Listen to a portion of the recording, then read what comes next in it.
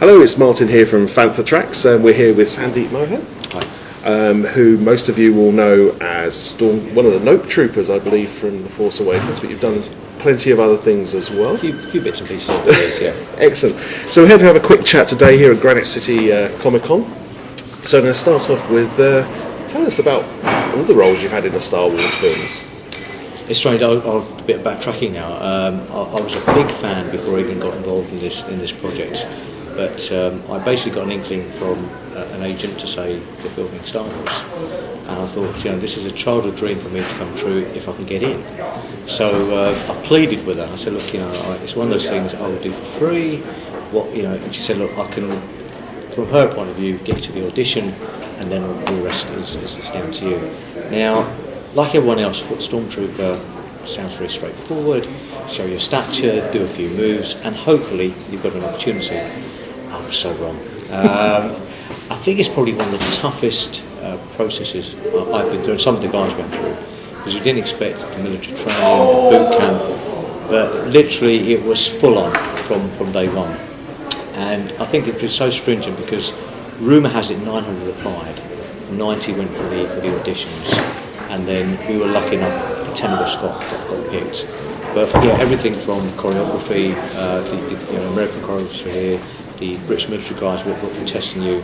But we had to go through a number of drills on camera so that to stand a chance to be in it. And I was lucky enough to be picked. But it's then you've been picked. I was tired before we even started.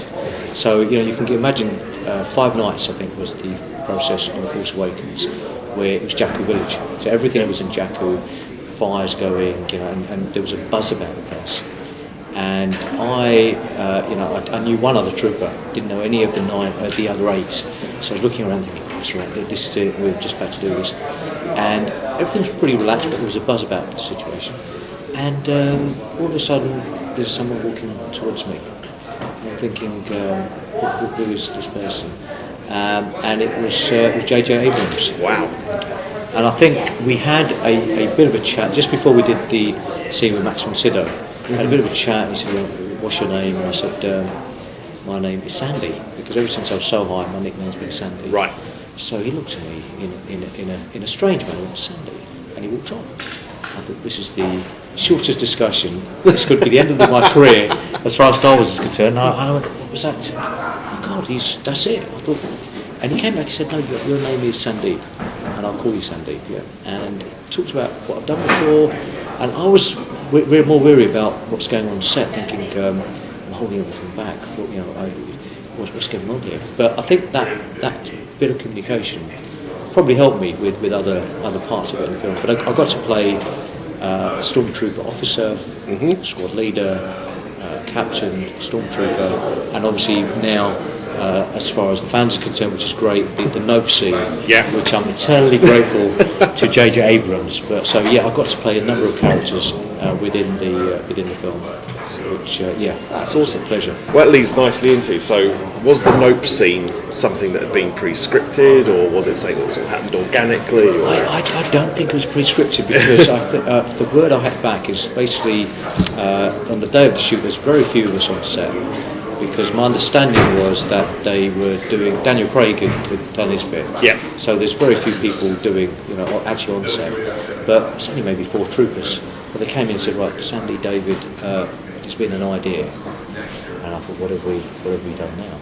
And it was all to do with Kylo Ren is going ballistic, and there's 2 troopers walking down the corridor. When we first heard it, I thought, this sounds like a bit of a sort of kind of comedic scene.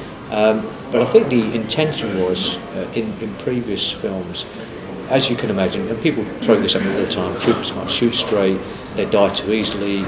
Someone said to me yesterday, you haven't got a brain cell between you. Thank you so much for saying that to me. And this was a bit, because the film was a little bit rebellious, this was a scene that I thought this would be ideal, but we did that scene about 15 times in different elements, so a bit more comedic, not comedic. And Carrie Fisher's first time on Carrie Fisher, she actually watched us do the scene. Right. So it was, and we then thought, is this going to remain in the movie? Is it something they've just done and we're going to take out? So obviously went to sit on the big screen with my family, particularly my daughters, everyone erupted, and I was so happy, and eternally grateful that was kept in the movie. So. Oh, well, it's a classic scene, as you say, everyone knows it. And again, it wasn't okay. We didn't call ourselves the Note Troopers. We just took it. But David Santana, a really good friend of mine, the other Note. But it was we literally were at a convention, and fans said, "Oh, you're the Nopes." And I said, "There's a nice ring to that." We should probably. I haven't even. There's no. We should put a stamp of authority on that. Absolutely. There's no copyright on that at the moment. That reminds me, But it was like, and literally, someone started a web page for us on Facebook. And it just went the way. Takes from that. And of course, David's now your partner in crime, and yes. It's a special occasion when the two of you get together. You know something. I get on. We've got a big age gap. He's a lot younger than me. He's got a lot more energy than I do, and I'm a little bit more. I've done it. Probably not done all of it, but seen it to some degree. But we match each other very, very well. Not only that, he's got such a big heart, and I've always got time for him. But we don't do a lot of shows together. We did one recently in Spain. It was great to see him again, and we've got another one or two planned in the UK this year. But fingers crossed we'll do more in the future. So. Excellent. Okay. So moving on then from The Force Awakens, you're in Rogue One as well. Now, Gareth has a very different style of directing, I understand. So what were the differences between that? I think I found, and because I think Force Awakens is probably a little bit more pertinent, because there was a personal journey involved in it. And there was 10 of us who really bonded. You can imagine, most of us didn't know each other. We'd not seen each other in the worst states, in the best scenarios, and so we got to know each other very, very well. And they ring me, I ring them. There's a camaraderie there that no one can take. And I think that's the biggest thing I take from Force Awakens. So, and JJ is quite hands-on, and he's a visionary, which I've never seen a director work that way before. He can see things that others can't, and I used to look at him thinking, what's he thinking now? He wants to do it this way, he wants to do it that way. But when you look at the final editing, he's got it spot on in terms of the general masses. I know some die-hard fans didn't particularly enjoy it as much as they wanted to. Others absolutely loved it, but in the main, most people really enjoyed the film. Rogue One, it's a spin-off, so it's a one-off movie. The director was somewhat different because, again, everyone's got their own style, but they are very good at what they do. But this was quite direct. You know what we're doing. There was no messing around as such. There was not, let's try this and let's try that. It was like, right, that's what we want to do. Let's just do it. So it's a different form of directing. Having said that, they're really good directors. And also, if truth's really be known, the so-called uniform we had to wear for Rogue One is a little bit more comfortable than the first order uniform. The costume we wore for Force Awakens. So, Well, I can understand why that's an advantage. Just chafing, just a little chafing, and that's the end of that. So. Okay, so what's been your favourite experience of working on Star Wars? I think as a small boy growing up, and showing my age now, but 1977, like everyone, just blew our minds to watch the big screen. This movie that when they were filming it, they really didn't know how it was going to go. You've heard in terms of financially strapped, they did the best they could. And when you speak to most of the actors, they're jobbing actors, had a bit of money, paid some rent, and the mortgage and all the rest of it, and that's what it was. So to me, it absolutely blew my mind to think what life on the planet is, the way this has been portrayed. So it's magical. So, and I'm a small boy at heart. So to come full circle and say I'm now going to be my small contribution to this magical experience was a dream come true, because I was trying to explain to people yesterday, a huge fan myself. So you want to see a good movie, you want to see it made well, edited well, everything around it. So for me, double whammy, big fan, and then big part of it, dream come true for me. That makes a lot of sense. We were lucky enough to see Solo at Pinewood on Thursday night, was it, or Thursday morning? And we had a couple of guys who worked in the creature effects with us, and I got a lovely message from one of them afterwards saying it's so much nicer watching these films with fans, rather than it being a work trip. Right. so and you can tell those that it's a job versus I can't believe I'm here, this is brilliant, I want to make it the best. And so it makes a lot of sense. Okay, so very quickly, so you also worked on Harry Potter, which a lot of people will be interested in. So what's the difference about working in, because they're both massive franchises? and I unfortunately got involved very, very late, because Harry Potter, there were opportunities I got to do a lot more. but you work on other projects. When you're also working, whether it be business or full time, it's somewhat difficult trying to mix match. Yep. And with these films, it's very much so that 6 months of whatever you picked, you leave free. Yeah. Because they change things around all the time.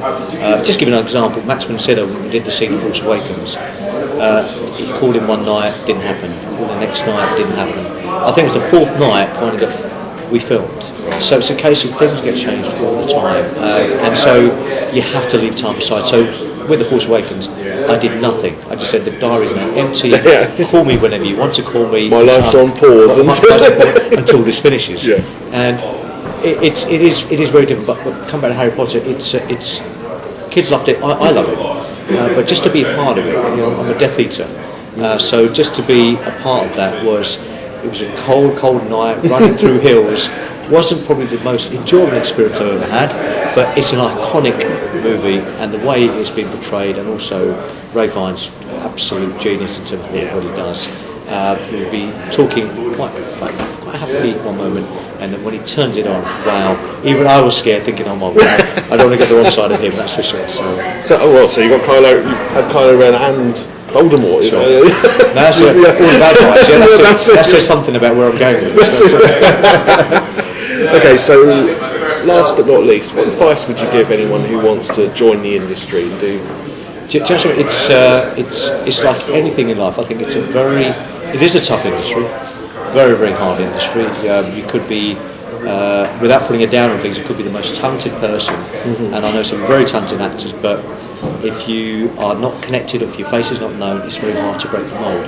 What I would say is, if it's your passion and your dream to pursue a career in acting, there's a number of facets to what we do, behind the scenes, in front of the scene, whatever you like to do.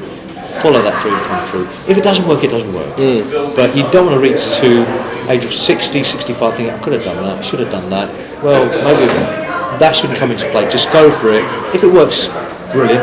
If it doesn't, have a good crack at it. Follow your dreams. Brilliant. Well, in which case, thank you very much. I'll see you again. Thank you very much for watching this, and we'll have more interviews soon.